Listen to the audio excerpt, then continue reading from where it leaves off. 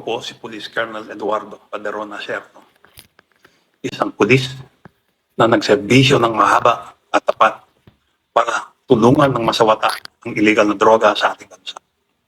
Matagal akong naging drug enforcement operative at natalaga ako bilang Deputy Director ng PNP Anti-Illegal Drug Group at PNP Drug Enforcement Group.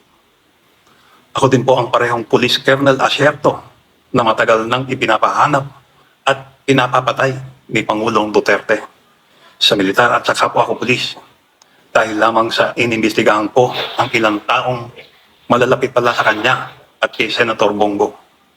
Ako po at ang kasamahan kong si Police Captain Lito Perote ang nakadiskubre sa mga illegal na aktibidad at gumawa ng report tungkol kay Michael Yang at Alan Lim, mga personalidad sa illegal na droga na laging nakikita nakasama ni Pangulong Duterte at ni Senator Bongo. Dinukot na po nila si Perote. At malamang patay na. Inilalabas ko ang video na ito upang linawin ang ilang puntong naririnig ko mula sa pagdinig sa Senado tungkol sa Parmali. Yung mga overpriced na face mask at face shield. Gusto ko ding sagutin ang mga akusasyon na ibinabato sa akin ni Pangulong Duterte at ang mga kampon nito, at upang ipaliwanag sa mga kapwa ko Pilipino kung gaano na tayo niloloko sa mga kasinungalingan ng gobyernong Duterte. Unang-una sa lahat, huwag sana kayong maniniwala sa mga ipinupukol sa aking mga kasinungalingan. Hindi po ako protektor ng sindikato ng droga. Hindi ako kidnapper.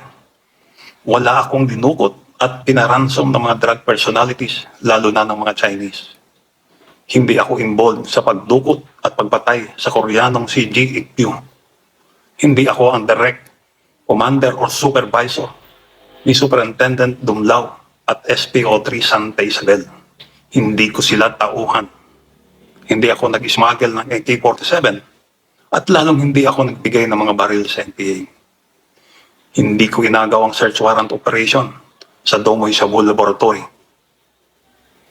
To my fellow PMAers, especially my immediate upperclassmen, underclassmen, and my classmate, all right ako dito.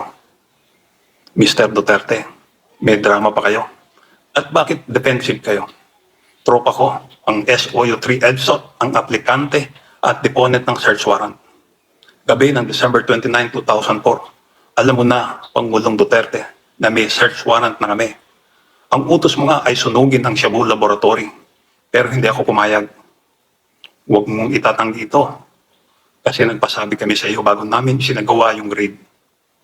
Pinapapatay mo nga sa mga tao mo yung mga involved dito.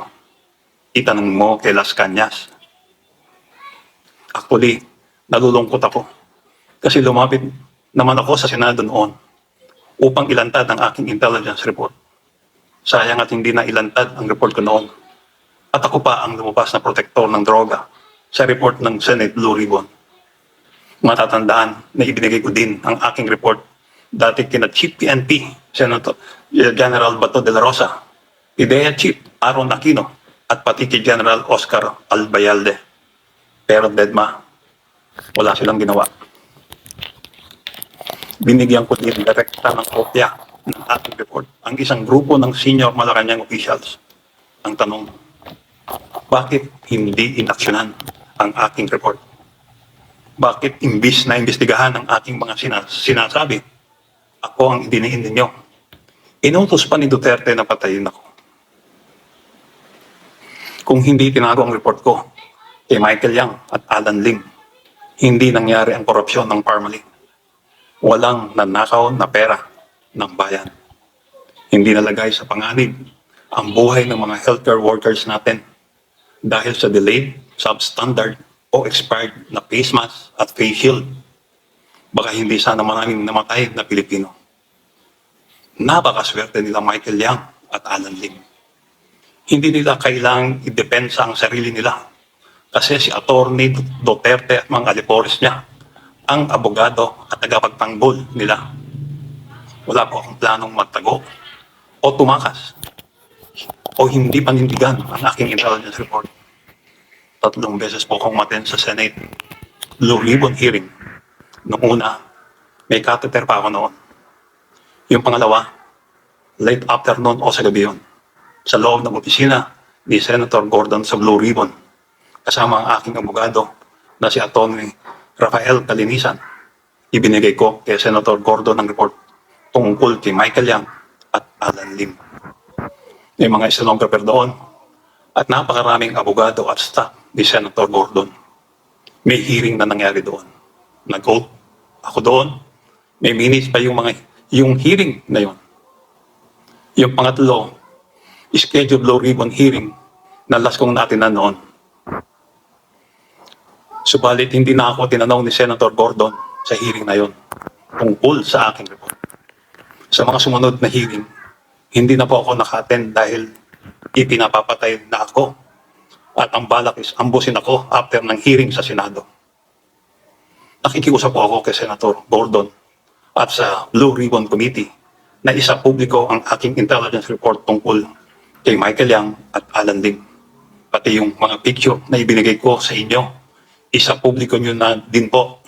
Pati yung transcript nung hearing nung inabot ko kay Senator Gordon ang intelligence report kina Michael Yang at Alan Lim. Isa publiko nyo na rin po. Sigurado naman po ngayon, nakikita ninyo na nagsasabi ako ng katotohanan at lumalabas na ang katotohanan. Nakikiusap din ako sa Blue Ribbon Committee na i-revisit ang kanilang rekomendasyon sa kanilang report na kasuhan ako. Inosente po ako dito. Nagtrabaho lang po ako at nag-imbestiga. Hindi po ako yung drug lord. Sina Michael Yang po, si Alan Lim, sila po ang mga drug lord. Kasama yung mga protektor nito na sina Senator Bongo at Presidente Duterte. Dalawa sa mga kasamahan ko na humarap sa Senate Blue Ribbon hearing, Secretary Captain Lito Perote ay persahang binukot sa Bacolod. Hanggang ngayon nawawala pa. At si retired Master Sergeant Jerry Liwanag ay pinagbabaril at napatay sa Bulacan. Pareho walang masusing investigasyon.